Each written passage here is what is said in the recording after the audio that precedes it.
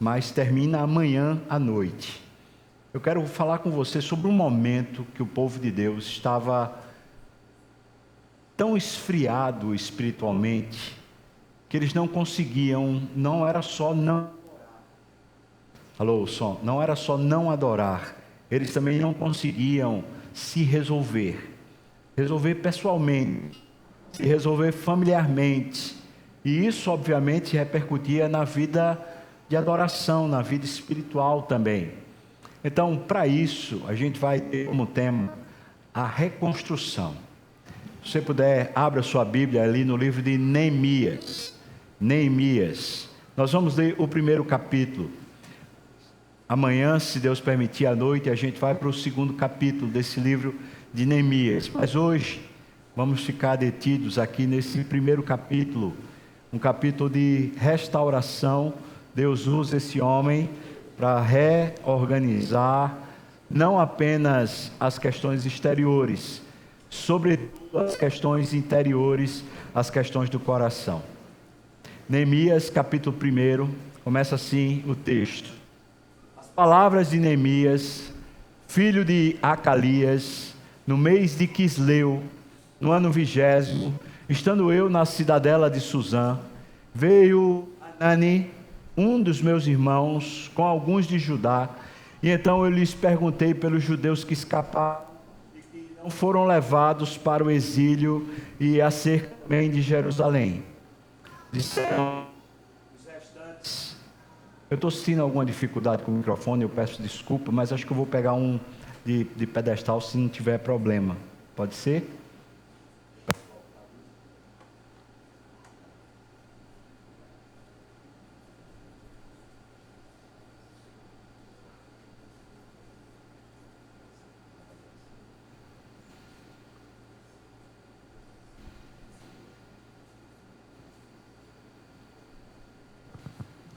Vocês me desculpem, viu, irmãos? Então, o texto, versículo 2, agora o versículo 3. Disseram-me os restantes que não foram levados para o exílio e se acham lá na província. Eles estão em grande miséria e desprezo. Os muros de Jerusalém estão derribados e as suas portas estão queimadas. Tendo eu ouvido estas palavras, assentei-me e chorei e lamentei por alguns dias.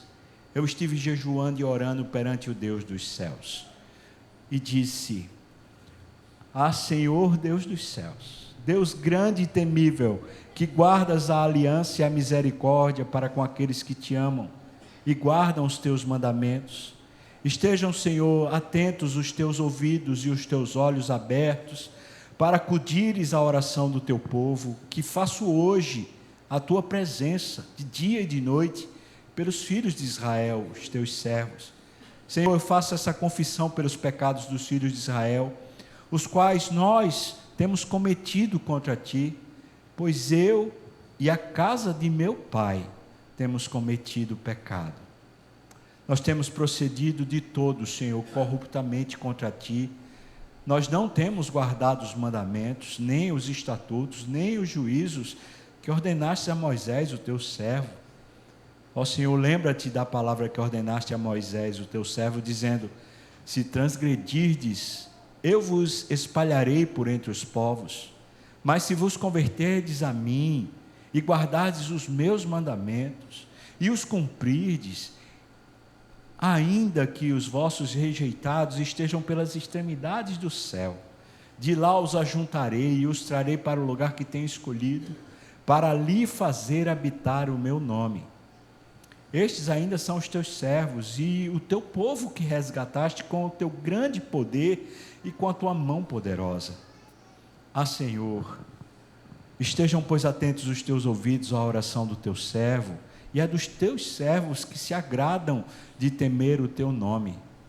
Conceda que seja bem sucedido hoje o teu servo e dá-lhe mercê perante este homem. Nesse tempo, eu era copeiro do rei. Amém. Vamos orar mais uma vez? Senhor, assim como eu preciso muito dessa iluminação na minha cabeça, o teu povo também precisa, meu Deus, para que nossa mente iluminada pelo Teu Espírito compreenda e o nosso coração seja aquecido pelo fogo do Senhor, Pai. Aquece-nos, Senhor. Se tem alguém aqui desanimado, triste, carente, meu Deus, eu te peço, nos alcança, nos levanta, nos capacita. Eu te peço isso no nome de Jesus. Amém. Amém. Falei para vocês, a situação de Israel está descrita aqui nas palavras de Anani e dos demais que vieram de Judá para dar esse relatório para Neemias. O que foi que aconteceu? Eu vou tentar dar uma linha geral aqui do tempo para você entender o que foi que aconteceu para esse texto estar escrito dessa maneira. Cerca de 140 anos antes desse episódio aqui, por volta do ano 586 antes de Cristo, um rei de Babilônia chamado Nabucodonosor, ele entra pelos portões de Jerusalém e entra pelos portões do templo que estava no meio de Jerusalém. Ele destrói completamente o templo, ele destrói completamente os muros da cidade, ele destrói as casas que estavam na cidade, ele pega as pessoas mais nobres e as pessoas mais idosas, as pessoas que tinham mais experiência e o arsenal de inteligência, de competência da cidade, ele as mata todas, na frente de filhos, na frente de pessoas amigas, na frente dos menores, mata todos. Faz uma pilha de corpos no meio da cidade e depois manda os mais jovens, todos já prisioneiros, passarem por um desfile, olhando para os corpos que estão no meio da cidade, a fim de encontrarem os seus parentes, encontrarem seus pais e as pessoas mais chegadas, para verem o poder de Babilônia. E depois de fazerem essa cerimônia, que eu vou chamar de satânica, eles pegaram os mais novos, pegaram aqueles que tinham 12, 14 anos, e levam cativos para dentro da Babilônia. Lá na Babilônia eles seriam reeducados, não agora conforme a palavra de Deus, mas conforme os costumes de Babilônia. Dentre eles foram exilados, por exemplo, o profeta Daniel, Sadraque, Mesaque, Abednego, que eram filhos de pessoas ricas, filhos dos mais importantes na cidade de Jerusalém, e foram levados para o cativeiro, onde eles tiveram que aprender a arte e aprender a ciência dos babilônios. Por que foi que essas coisas aconteceram? Deus vinha usando os profetas, os advertindo a respeito de idolatria. O povo tinha esquecido o Senhor.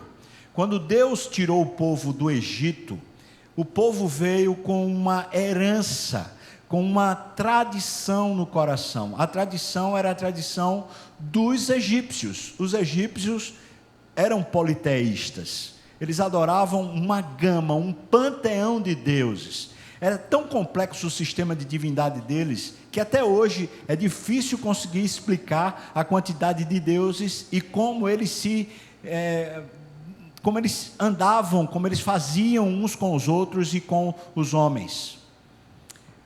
Israel é tirado do Egito e durante 40 anos eles peregrinam no deserto, mas o povo que sai do Egito, chamados agora para adorar o único Deus verdadeiro, eles morrem no deserto porque eles continuam buscando ídolos e continuam não confiando no Deus verdadeiro.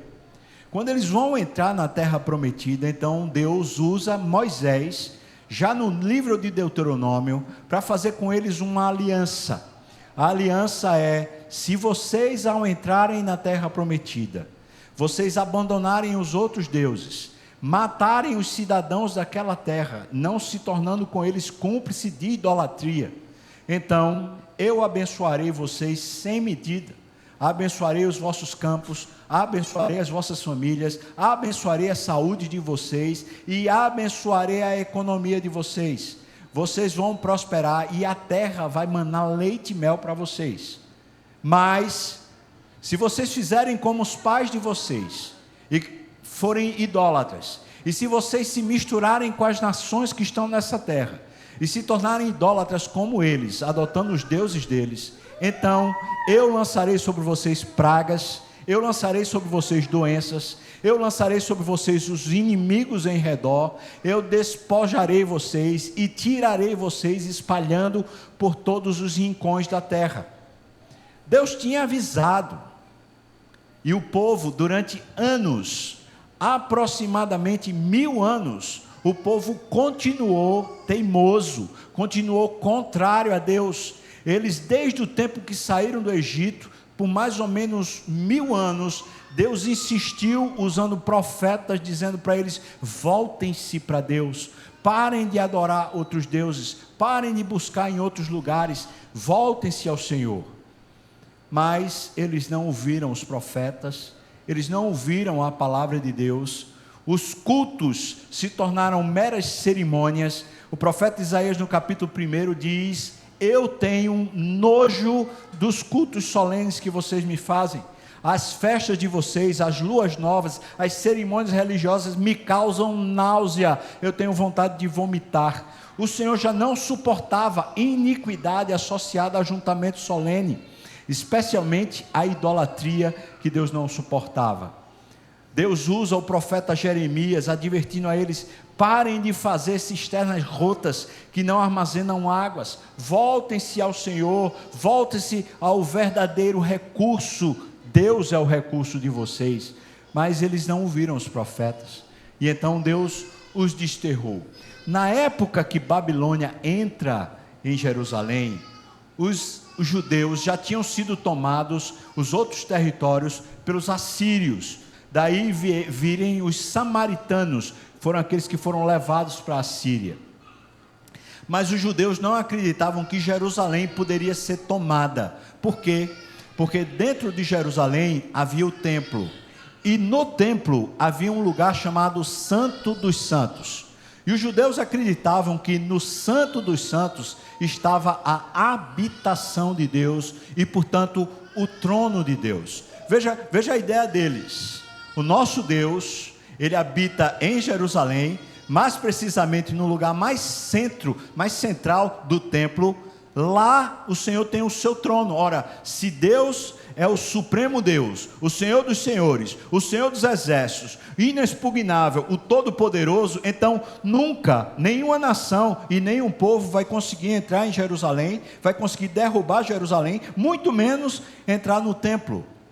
Mas Deus tinha avisado através do profeta Abacuque que seria exatamente os babilônios que viriam e entrariam, e usaria esse povo corrupto, esse povo injusto e infiel, para trazer uma advertência severa para os judeus. E eles entraram e destruíram, e esse arraso fez com que a nação enfermasse na sua esperança, na sua alegria, na sua vitalidade. A distância do Senhor agora estava afetando a vida comum.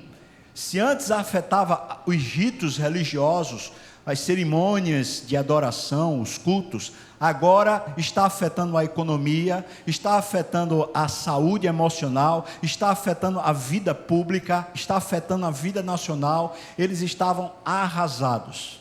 Depois de 70 anos que eles estão no cativeiro, então o Senhor usa o Esdras para trazer uma leva, isso está no livro de Esdras, no capítulo 2, para trazer a primeira leva de judeus retornando, 70 anos depois, e eles voltam para reconstruir o templo, mas a reconstrução do templo demora pelo menos 20 anos, porque eles estão desanimados. Diga comigo, desanimados. Eles estão desanimados, eles estão sem esperança. Quando eles voltam do cativeiro, eles voltam com uma nova realidade. Lá no cativeiro, mesmo sendo cativos, eles estavam num lugar que tinha riqueza, opulência, conforto.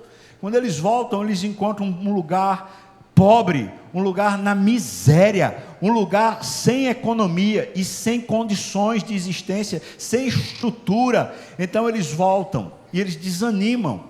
Eles tentam reerguer a economia, mas ainda não estão com o coração aquecido diante do Senhor. Eles não estão reconstruídos internamente, eles estão tentando reconstruir externamente para voltarem a ter esperança, mas eles precisavam reconstruir internamente para voltarem a ter esperança. Então eles reconstroem o templo, mas eles não reconstroem as muralhas. Naquele tempo, irmãos, haviam feras ao redor das cidades.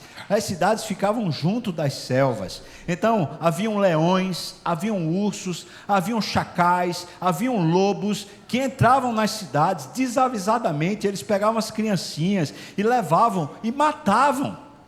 Então, você morar numa cidade que você não tinha muralha para se proteger, era um risco constante para você e para sua família. Além disso, sem ter muralha, você estava o tempo todo pronto para ser roubado, para ser assaltado por uma série de turbas de malfeitores que tinha, além de invasões de exércitos que poderiam vir a qualquer momento. Portanto, havia uma vida insegura, intranquila. Eles não estavam nem um pouquinho satisfeitos com a vida que eles tinham.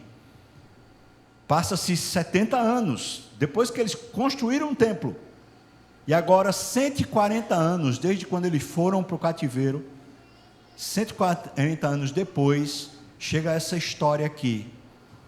Vem visitar na cidadela de Suzã. A cidadela de Suzã era um lugar separado, onde o imperador Artaxerxes do Império Persa ia passar o seu período de verão.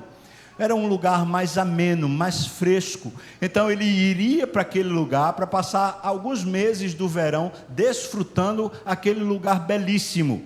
E tinha um alto funcionário que era da sua inteira confiança, chamado quem? Neemias. Ser copeiro do rei significava que você gozava de um prestígio diante desse, vamos dizer assim, ditador, desse centro de governo e de poder mundial.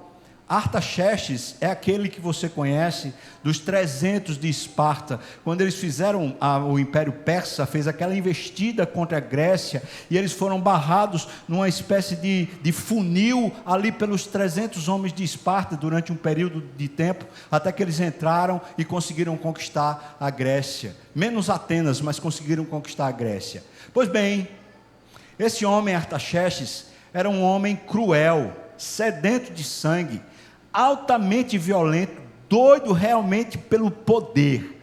Esse homem ia passar o seu veraneio na cidadela de Suzã, esse castelo preparado para ele, altamente requintado, com pompas, e Neemias, que só trabalhava esses meses do ano, no restante ele vivia uma vida nababesca, uma vida de rei, sem precisar trabalhar, sendo ele um funcionário. Ele está lá quando recebe a visita de Anani, junto com alguns judeus. E quando eles chegam, a primeira pergunta de Neemias é: como é que está o nosso povo lá? Aquela pergunta que a gente faz para um familiar: como é que está? Eles estão bem? Estão precisando de alguma coisa? E o relato é arrasador. O relato é: está tudo destruído. O povo está na miséria. Parece que não passou um dia desde que a Babilônia tomou aquele lugar. Continua tudo no mesmo jeito, Neemias. O povo não tem esperança. O povo não tem ânimo. O povo não tem coração. Perdeu-se. Israel está perdido. Nessa hora, o texto diz que Neemias é tomado por uma dor que lhe dilacera o coração. Ele diz: eu me assentei e chorei, eu não aguentava, eu fiz jejum, eu não conseguia comer, o negócio entrou em mim, essa tristeza me tomou o coração, eu senti o que eles estavam sentindo, e ele se pôs a orar. Amanhã eu vou falar sobre quanto tempo ele orou, o que aconteceu, mas hoje a gente vai falar sobre a reconstrução da esperança no coração. Eu vou dizer assim: a reconstrução da esperança de um Deus vivo. Porque talvez, irmão, eu e você passando pelas circunstâncias que a gente passa, sejam elas do Brasil, que vai e volta, uma gangorra, e um separatismo, e crise financeira, e problema de toda ordem, problema de violência, problema estrutural, problema de segurança, problema nacional, seja ele um problema que a gente tenha na nossa casa, gente triste, gente sofrendo, gente que não tem ânimo, gente que não tem fé, gente que não tem esperança, seja ele um problema pessoal, talvez você mesmo, já investiu, já foi, já tentou, mas é o tempo todo, parece que feito prego, só leva na cabeça, aquela coisa que não dá certo, que só faz sofrer. Talvez, a gente não esteja percebendo o cenário do jeito que Deus percebe. E talvez a gente precise mais de Neemias do que a gente entende que precisa. Neemias talvez sirva para nós como um guia espiritual, um guia de Deus, para conduzir o nosso coração a reconstruir essa presença de Deus no nosso meio, reconstruir uma segurança, que eu estou chamando de esperança, de que Deus é vivo, de que Deus está presente, de que Deus não é um Deus nacionalista, não, Deus não é o Deus do Brasil, Deus é o Deus do universo, Deus é o Senhor dos senhores, o Todo-Poderoso, aquele que tem a história nas suas mãos, que governa todas as coisas, que nunca vem a falhar, e que toda a história está escrita e determinada nas suas mãos, conforme o conselho da sua sabedoria, para a glória dele mesmo, o nosso Deus, e nós precisamos lembrar disso, e o nosso coração precisa voltar a Ele no nível tal de dizer, está tudo certo, Deus, e o Senhor ainda pode me usar se o Senhor quiser, o Senhor pode fazer o que bem entender, e eu estou dentro de qualquer coisa que seja tua. Talvez Deus está querendo tratar com você sobre isso precisamente. Sendo assim, quero que você volte as suas vistas ao texto para a gente considerar algumas coisas. Primeiro, o quebrantamento de Neemias, para a reconstrução da nossa vida. Primeira coisa que acontece é a notícia ruim, e é estranho dizer isso, mas eu vou repetir, para a reconstrução do nosso coração, para a reconstrução da nossa fé, para a reconstrução de certezas e convicções pessoais, a primeira coisa que parece acontecer é uma coisa ruim, é uma notícia ruim, é uma coisa que vai e assalta o nosso coração e diz, derrubou. Irmãos, eu tive um tempo na minha vida, já estava lá na Igreja Presbiteriana das Graças, que eu passei por 2 anos, que foram 2 anos de aflição. Eu estava sendo difamado, mal querido, mal falado. A igreja gostava de mim, mas existia um burburinho do diabo que estava tentando destruir o meu pastoreio naquela igreja. E eu digo para vocês, a minha oração, Senhor, me tira desse lugar, eu não quero estar mais aqui, Senhor, me tira dessa igreja, me leva para outra igreja. Mas Deus me respondia todo dia, não. Eu me acordava 3 horas, 4 horas da manhã, debaixo de uma aflição e de uma opressão do diabo no meu coração. Eu me acordava, eu ia para a sala, me ajoelhava e dizia, Deus, por favor, me tira dessa igreja, me bota em outro lugar qualquer. E então Deus dizia, não. Como aquilo foi um período de 2 anos, aquilo foi aumentando, foi agravando, até que eu comecei a dizer, Deus, por favor, me tira do ministério, eu não quero ser mais pastor, não aguento mais ser pastor, por favor, me tire. Mas Deus simplesmente me dava graça cada dia, estava ali presente na minha oração, mas não dizia, não vou tirar você. Como aquilo foi agravando, ao final desse período, eu comecei a orar e dizer para Deus, Senhor, me tira daqui da terra. Eu não quero mais estar aqui, Senhor, eu não aguento mais, eu não tenho mais força, eu não tenho mais energia, eu não tenho mais nada, Senhor. Por favor, me tira daqui da terra. Eu não estava em depressão, eu estava numa crise por causa de aflição. Não era depressão, eu tinha energia para conseguir fazer as coisas, mas simplesmente eu não queria mais nada. Estava cansado demais, exausto demais para continuar qualquer coisa. Você pode chamar do que você quiser, eu sei o que eu estava passando, uma crise espiritual. Depois de 2 anos, um dia desses que, todo dia eu me acordava assim, um dia desses que eu cheguei na sala e me ajoelhei, eu não tinha mais lágrimas para chorar. Naquele dia, eu não sabia o que dizer. Todo dia eu lia um salmo. em uma palavra do Salmo, às vezes o Salmo todo era o meu alimento para suportar aquele dia. Naquele dia, sem saber o que dizer para Deus, eu pensei que alguém tinha se ajoelhado ao meu lado. Eu tive um susto, pensei que era minha esposa, coitada, passando por tudo aquilo sem saber, porque eu não dizia o que é que eu estava passando. Olhei para o lado, não tinha ninguém. E eu me lembrei imediatamente do texto de Atos, quando o Senhor Jesus vem ao lado de Paulo e diz para ele: coragem, Paulo, importa que você fale de mim em Roma. E naquela hora eu pensei: Senhor, és tu. Eu fechei meus olhos para voltar a orar, e eu senti novamente como se alguém estivesse ao meu lado. E eu senti como se essa pessoa estivesse estendendo a mão e colocando sobre o meu ombro. Eu falo para você, diante de Deus, aquele dia eu fiquei curado, aquele dia eu me levantei, aquele dia eu tinha restaurado todo o meu vigor pelo poder do Espírito. Alguma coisa nova, que eu não sei explicar, aconteceu naquele dia. Às vezes, a gente precisa de uma notícia ruim, que abale a gente, para a gente se quebrantar.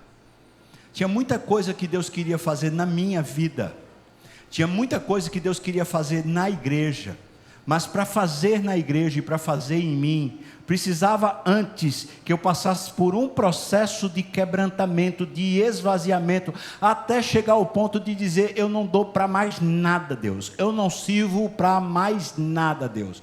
Esse é um período de esvaziamento. Neemias está passando por esse processo. Veja que a oração que ele faz é: nós temos pecado. Irmãos, avalie comigo, como é que um homem que é funcionário do rei, um homem que vive uma vida nababesca, com prestígio, com dinheiro, com poder, com status, com referência, esse homem que vive no lugar que o próprio rei, imperador do mundo, vai para lá para descansar durante o período do verão, como é que esse homem se importa com o que foi feito 140 anos atrás? Como é que esse homem se importa com o sofrimento e o problema que as pessoas estão acontecendo no dia de hoje, já que ele não tem mais nada, entre aspas, nada a ver com eles, com essas pessoas?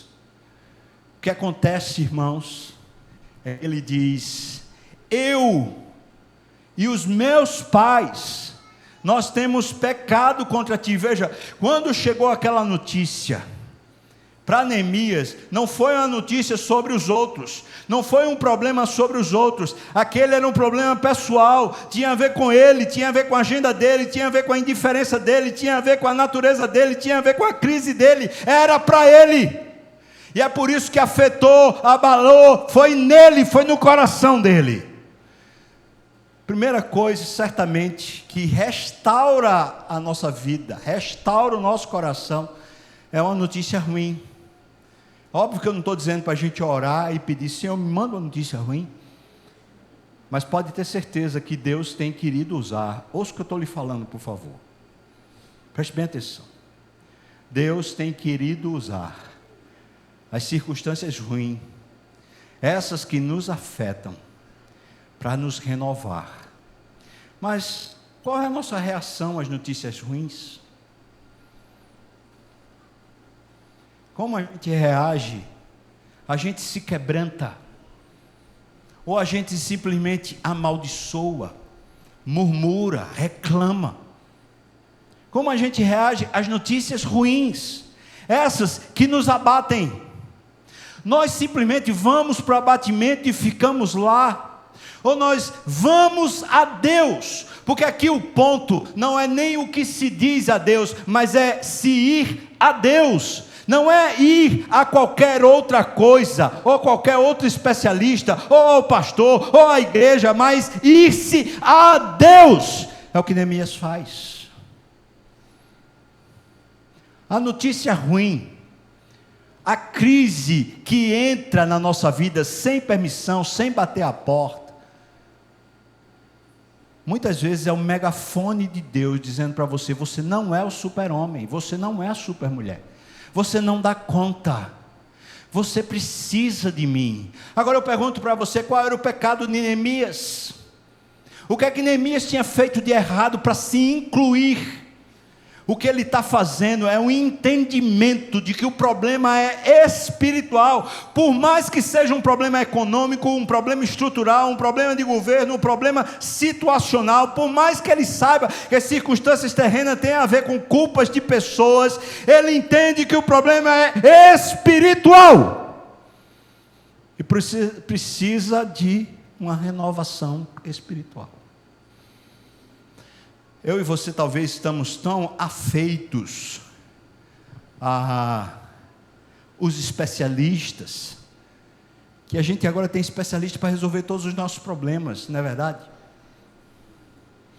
Essa semana eu estava num gabinete com uma jovem senhora lá da igreja, que ela tem um filho autista, e o filho dela, com muita dificuldade para conseguir falar, ela disse que teve que desprender muito esforço, ela e o marido, para, através de fisioterapia e outros processos, fazê-lo falar.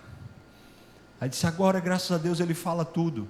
Aí depois ela disse: mas tem fisioterapia para isso, tem fisioterapia, tem tratamento, e tome tratamento. Ela falou: a gente gasta no mínimo 20 mil reais por mês para poder fazer todos os tratamentos que meu filho tem, e agora o plano de saúde não quer mais liberar.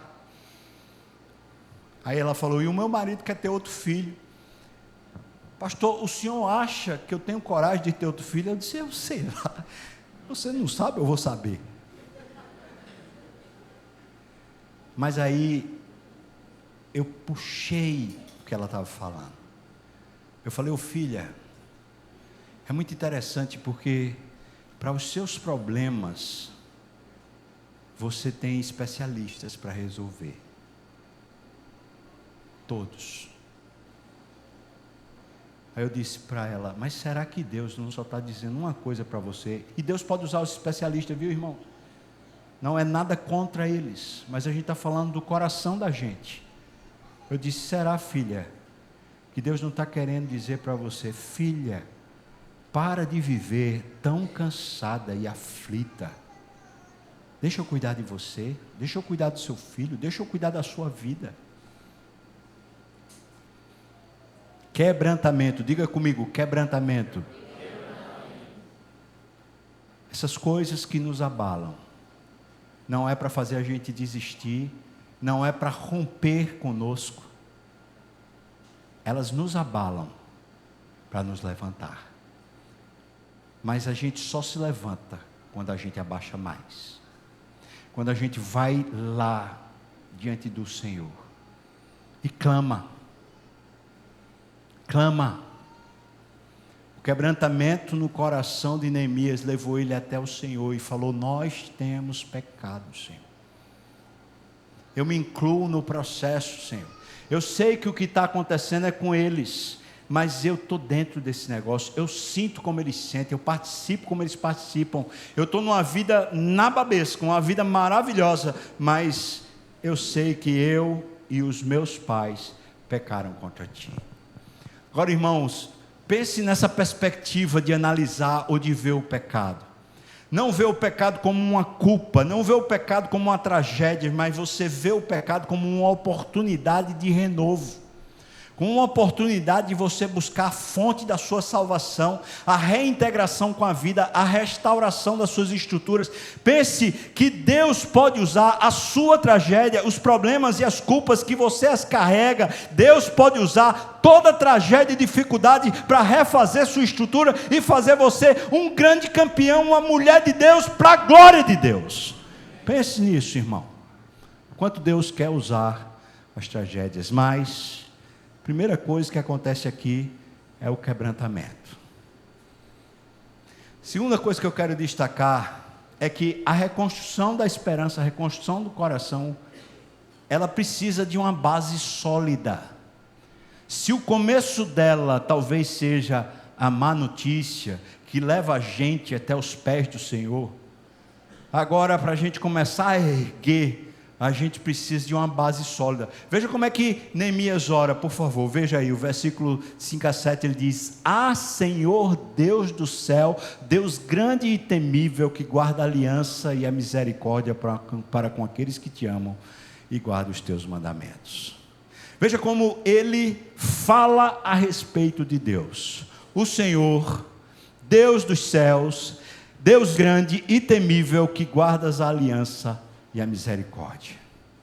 Senhor, tu és dono, tu dominas, tu és aquele que pode, grande e temível. Preste atenção. Se tem alguém que pode resolver definitivamente a nossa história, é alguém que é grande e temível. Não tem especialista, não tem homem, não tem poder nessa terra que possa resolver a nossa história. Uma base sólida, um Deus que é grande e temível. Ele diz mais, ele diz: guardas a aliança e a misericórdia. Veja, a oração de Neemias está baseada na seguinte certeza: o Senhor fez uma aliança conosco. Agora eu pergunto para você: você é crente? Nenhum é crente aqui? Vou mudar o teu evangelístico agora, o culto. Vou perguntar de novo: você é crente? Sim. É crente, irmão? Então tá, vou pensar que você é crente. Se você é crente de verdade, você tem uma aliança com Deus, tem? Essa aliança não é como a de Neemias, não. A aliança de Neemias foi feita numa pedra, quando Moisés estava lá em cima no Monte Sinai. Era a aliança da lei. E ele, Neemias, está confiando numa aliança que foi escrita na pedra. Ele está dizendo: o Senhor é o Deus da aliança. O Senhor não vai faltar comigo, porque o Senhor tem uma aliança comigo. Agora eu pergunto para você: a sua aliança, ela é feita aonde, irmão? É numa pedra que é feita? É num papel que é feito? Ela é assinada aonde? Ela é escrita com sangue, é assinada no seu coração, porque é o próprio Senhor Jesus derramando o seu sangue para libertar você da condenação do inferno, para transformar você de filho das trevas em filho da luz, para fazer você filho de Deus, co-herdeiro com Cristo das riquezas celestiais. Você é participante de Deus agora. Você crê nisso, irmão? Então preste atenção. A oração que reestrutura, a confiança que reestrutura, é uma base sólida. O meu Deus é o Deus da história. Se tem alguém que pode resolver qualquer coisa a meu respeito, resolver o meu coração, resolver a minha história, é o meu Deus. E Ele é meu Deus por aliança. Ele quis, não fui eu quem quis, não fui eu quem o procurei. Ele me procurou, Ele me resgatou, Ele me chamou pelo nome, Ele me incluiu, Ele me fez ser nova criatura para a glória dEle e por misericórdia, que é o que Ele diz. Deus de aliança e Deus de misericórdia. Você sabe o que é misericórdia? É uma palavra conjugada: miséria e cardia. Cardia é coração. A misericórdia quer dizer, Deus sente a miséria no coração. Ele sente a miséria humana. Ele sente a sua miséria, Ele sente a sua dor, Ele sente o seu sofrimento. Se Deus por um lado é eternamente justo, santo, perfeito, e Ele pode exigir, cobrar retidão de qualquer pessoa, por outro lado Ele sabe qual é a nossa miséria, Ele sabe o nosso tamanho, Ele sabe o nosso problema, Ele sabe o que sofremos, Ele sabe, porque Ele é misericordioso. Você pode dizer glória a Deus? Glória a Deus. Ele é misericordioso, e o que Ele está dizendo é: eu não estou falando com qualquer um. Eu quero basear a minha história. Eu quero basear meu caos. Eu quero basear a minha esperança num lugar forte fundamento. Um Deus grande e temível. Não é Artaxerxes, aquele todo-poderoso da Pérsia. Não é Nabucodonosor, aquele que desfilhou e que matou uma infinidade de pessoas quando tomou Israel, quando tomou Jerusalém. Não são eles que são temíveis. Não são eles que são terríveis. O meu Deus é um Deus grande e temível, grande e terrível. Ele é que é o dono da história, mas Ele tem misericórdia de mim, tem misericórdia do seu povo, porque Ele guarda a aliança. Ah, meu Deus, vamos pensar nisso agora, irmão. Quando Paulo está escrevendo a Timóteo, ele diz: quando somos infiéis, Ele permanece fiel, porque não pode negar-se a si mesmo. Você pode dizer glória a Deus? Glória a Deus. O Senhor não pode negar-se a si mesmo. O coração começa a aquecer quando a gente volta a olhar para Deus como Ele é. Isso me faz perguntar, irmão, seja sincero, no seu dia a dia você tem visto Deus? Ou você tem visto só o que os homens podem fazer, os problemas, as coisas? Neemias acabou de ver a tragédia, mas ele põe os olhos no Senhor, ele diz: não, espera aí, eu tenho Deus. E ele começa a lembrar ao seu coração, em oração, a respeito de quem Deus é para ele. Quando ele está fazendo isso, ele está confrontando os fatos, ele está confrontando a autoridade dos fatos sobre o coração dele. Ele está dizendo: você é real, eu sei, os fatos são reais, eu sei que as circunstâncias são reais, mas elas não são definidoras sobre o meu estado, sobre o meu coração, nem sobre o meu futuro, porque eu tenho um Deus grande e temível, que guarda a misericórdia e a aliança. Eu glória a Deus por isso. Você percebe o que está acontecendo? Neemias está sendo um instrutor para mim e para você, porque circunstância ruim todos temos, todos nós passamos pelo dia mal, mas ele está sendo um guia usado pelo Senhor para nos mostrar para onde a gente deve ir. E à medida, irmãos, que a gente começa a botar essa base da pessoa de Deus, do caráter de Deus, de quem de fato Deus é, conforme a palavra, então ele pede por: Senhor, confirma a tua palavra. Veja o que ele diz, versículos 8 e 9, ele diz: tu disseste, se o teu povo te abandonar, então o Senhor vai lançá-lo por todos os lugares da terra, vai espalhar o teu povo. Mas tu disseste que se o teu povo se voltar, se arrepender, então o Senhor vai do céu ver, e vai ajuntar o teu povo de volta, vai retomar a história do seu povo, vai refazer a história do seu povo. Preste atenção, irmão, porque isso aqui é lindo.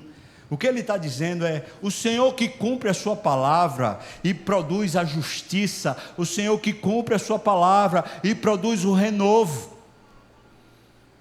O mesmo Deus que é capaz de castigar o que precisa ser castigado, que é capaz de destacar o mal quando precisa ser destacado, é o mesmo Deus que renova quando nós voltamos a nossa face e o nosso coração para Ele. E o texto está sendo claro.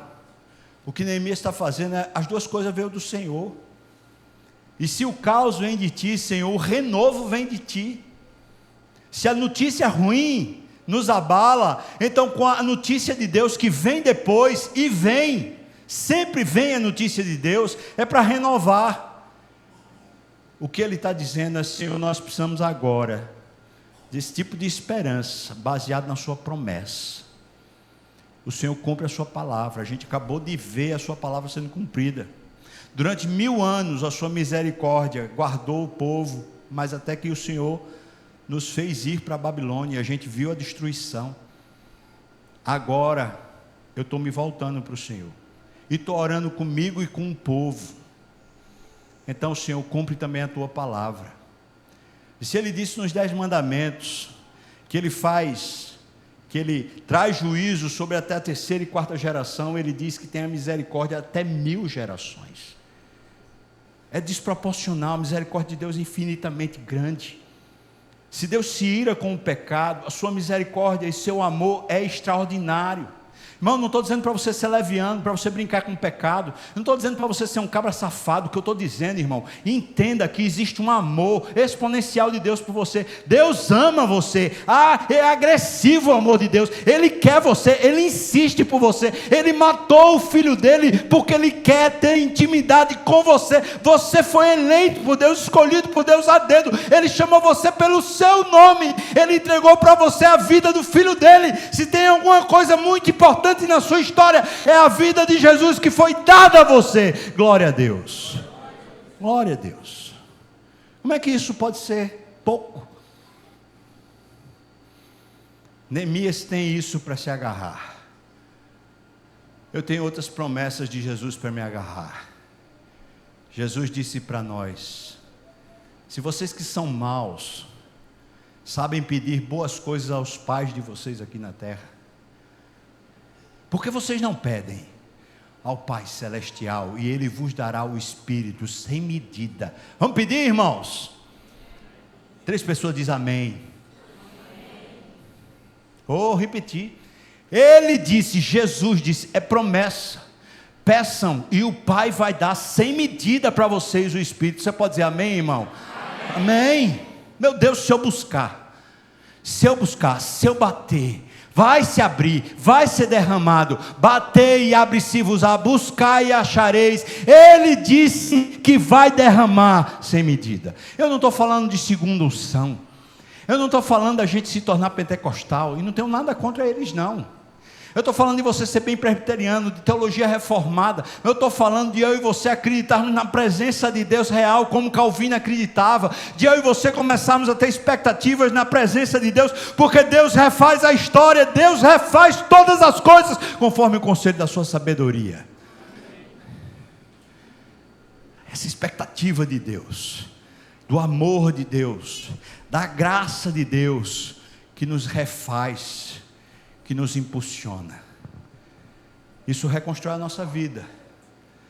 Isso dá esperança. Meu Deus, o que é que o Senhor pode fazer comigo? Acho que há uns 15 dias atrás eu estava fazendo uma caminhada e estava perguntando exatamente isso: Senhor, qual é o teu plano agora comigo? O que é que o Senhor quer? Estou com 53 anos, o que é que o Senhor quer comigo agora? E aquele pensamento de Deus dizendo: eu é que sei que pensamentos que tenho sobre você, para fazer você andar por caminhos mais altos do que os seus pensamentos, para fazer você deslumbrar e ver coisas que você não tem capacidade de ver. Eu é que sei. E eu disse: glória a Deus, eu vou me agarrar nesse negócio, Senhor. Tem alguma coisa do Senhor para mim ainda nessa terra. Tem alguma coisa para eu desfrutar ainda aqui nessa terra, antes de eu voltar para o céu, e quando eu voltar, infinitamente melhor. Então só tem coisa boa, irmão. Vai dar certo ou não vai? Meu Deus, se o meu futuro está garantido por Jesus, pela promessa dEle, pela presença dEle, aqui na terra, imagine quando eu passar essa página, chegar na história eterna, o quão maravilhoso será, porque nem olhos viram, nem ouvidos ouviram, nem jamais penetrou em coração humano o que Deus tem preparado para aqueles que o amam. Glória a Deus. Será que não vai dar certo? Fala a verdade, você acha que não vai dar certo para você na sua história? Quando Neemias olha para isso, ele diz no versículo 11: ah, Senhor, estejam pois atentos os teus ouvidos à oração do teu servo, concede-lhe mercê perante este homem. Eu vou falar sobre isso mais amanhã, porque isso aqui já é a introdução do capítulo 2.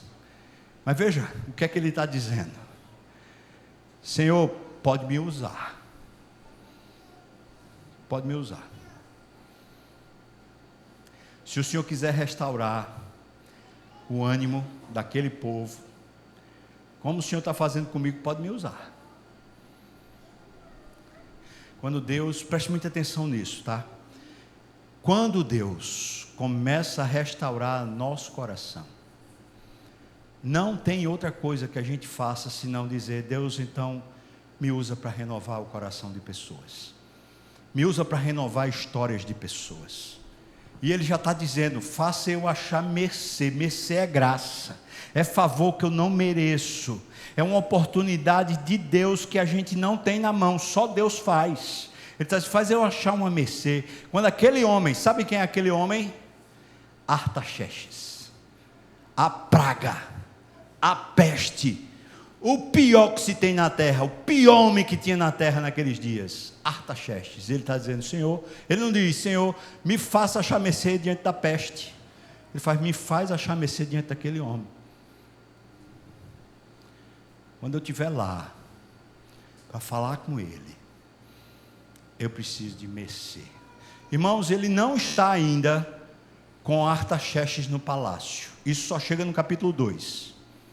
Daqui a pouco, amanhã, eu vou dizer quanto tempo demorou isso. Mas durante esse período que ele está orando, à medida que Deus vai renovando, eu quero que você entenda isso. Na medida que Deus vai renovando as nossas forças, a gente é impulsionado pelo amor. Não é alguém que está cobrando, não é a igreja, não tem a ver com a religião formal, tem a ver com a vida com Deus. Quando eu e você começamos a olhar objetivamente para Deus e ver a misericórdia, a graça, o renovo, a esperança que Ele começa a dar, baseado no caráter dEle, baseado na ação, na intervenção dEle sobre a nossa vida, nós nos levantamos com força, nós somos curados, nós somos restaurados, renovados para o processo, para o caminho, para a direção que Deus tem para a nossa vida. Agora eu pergunto para você, se você acredita que Deus, quando lhe escolheu, quando lhe salvou, quando tirou você das trevas para a luz, eu pergunto, você acha que Deus tem um projeto de vida para você? Sim? 15 pessoas disseram sim, os outros estão em dúvida. Eu vou repetir de novo. Quando Deus salvou você, arrancou você do império das trevas e trouxe você para a filiação nele, você acha que Deus tem um projeto de vida para você? Se sim, diga sim. Sim. Então, irmão, o que está faltando para a gente se entregar a esse projeto, não é a gente saber, é uma reconstrução, que está sendo chamado aqui de avivamento, mas na verdade é essa querência por Deus, é esse negócio de trocar figurinhas com Deus, no meio da tragédia, no meio das oportunidades, de começar a falar com Deus como um Deus real. Meu Deus do céu, Ele está aqui, você não consegue ver não, o quanto Deus está aqui entre nós, o nosso Deus ao nosso redor, está conosco, meu Deus do céu, Ele está comigo, Ele está com a minha história, e não é porque eu sou pastor, é porque eu fui salvo, é porque eu sou filho de Deus, é porque Jesus me amou e se entregou por mim, é por causa da graça de Deus, que eu tenho o favor de Deus não merecido, glória a Deus. Meu Deus do céu, isso, à medida que vai ganhando contornos de realidade, a gente começa a dizer, me usa Deus, é o que Neemias está fazendo, então me usa Deus, me usa, pode ser na situação mais difícil, pode ser com uma pessoa que é uma praga do Egito, pode ser com a pior pessoa da raça da terra que você encontre na sua vida. Depois que você se renova espiritualmente, depois que o seu coração começa a ter esperança de novo, você começa a dizer, Deus, o Senhor pode me usar, eu não estou escolhendo o campo, eu não estou escolhendo a situação, eu não estou escolhendo nada, só estou dizendo para o Senhor, se quiser me use, me faça ter mercê, graça suficiente para ser usado para a sua glória. Quero fazer então, finalizando, um desafio. Vou colocar em estanques. Primeiro estanque, você conhece situações ou pessoas que estão passando por uma bronca bem pesada? Estão desanimadas, estão tristes, estão passando pelo caos. Você conhece um pai, uma mãe que o filho abandonou o Senhor, ou foi para o homossexualismo, foi para as drogas, você conhece?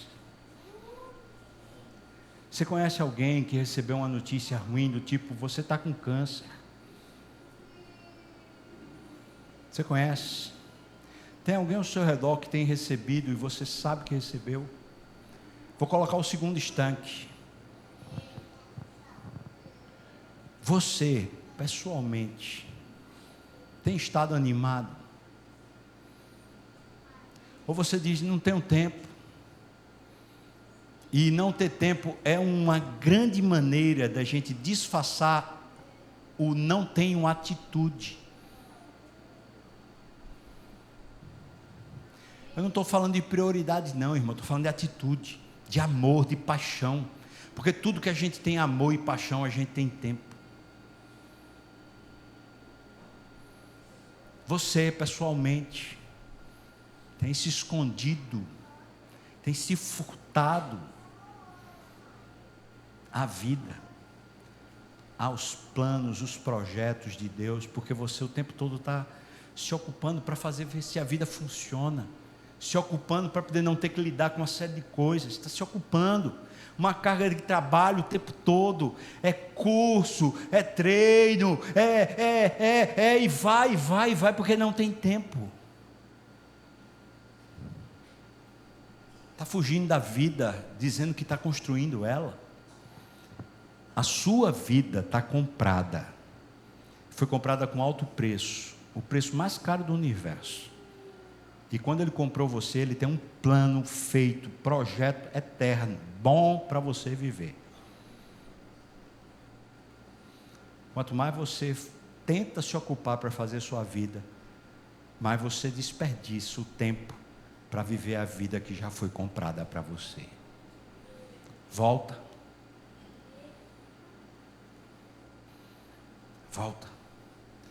Eu tenho um desafio para você.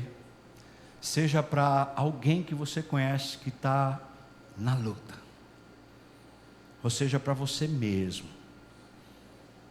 O desafio hoje é: eu vou buscar o meu Senhor, eu vou orar, eu vou buscá-lo na palavra, eu vou ler a palavra por mim mesmo. Eu vou investir a minha vida em conhecer o Senhor pela palavra. Eu vou orar a respeito da minha vida ao Senhor. Irmão, não estou falando que você tem que ter aquele horário definido, eu estou falando de vida. De começar a encarar que a vida tem Deus. Deus está aqui, Deus está no trânsito, Deus está acolá, Deus está em todo lugar, Deus está no curso, Deus está na internet, Deus está na Netflix, Deus está em qualquer lugar. E você falar com Ele enquanto você está assistindo Netflix, enquanto você está na internet, enquanto você está em qualquer lugar. No nome de Jesus, volte para Deus. A minha pergunta é: você topa? Desafio que eu tenho para você, seja para aqueles que estão sofrendo e você ouviu, como Neemias ouviu do sofrimento daqueles que estavam lá. Ou seja, para você que, como Neemias, talvez está tão ocupado que não tem tempo para se envolver com o projeto de Deus. Está tão correndo atrás que você não tem tempo de dizer para Deus: Senhor, Tu és o meu tesouro. Tu és a minha grande alegria. Tu és a minha riqueza, o arrimo da minha sorte. Tu és a minha herança. Tu és o meu tudo, Deus. Você topa o desafio, irmão? Buscar a Deus. Eu estou falando de duas coisas que a gente pode fazer o dia todo. Palavra de Deus. Eu tenho um aplicativo, depois eu compartilho com você se você quiser, que tem a Bíblia toda em áudio. Fica ouvindo a palavra, irmão. Eu ouço a palavra onde eu posso. Ano passado eu peguei um mês de recesso, sei lá o que era aquilo, se era descanso. Peguei um mês, o conselho me deu, eu disse: está certo. Fui para os Estados Unidos, sozinho. Eu li a Bíblia toda, quer dizer, faltaram 2 livros, em um mês. De dia e de noite a Bíblia, irmão. A Bíblia enchendo o coração, pá. Ele fala com você mais do que você aguenta. Mais do que você entende, mais do que você suporta, mas é Deus, irmão. Ou a palavra não é de Deus? É ou não é? Então, deixa ela inundar você. Estou desafiando você. Não um negócio mecânico. Todo dia de manhã tem que orar. Ore, irmão. Não estou falando que está errado não, mas estou falando mecânico não. Estou falando de buscar. buscar. Você topa? Você topa? Eu quero convidar você a ficar de pé. Eu quero orar por você e orar com você, porque eu também estou junto. Eu também quero, e Deus sabe que eu quero. E preciso da misericórdia dele. Vamos orar.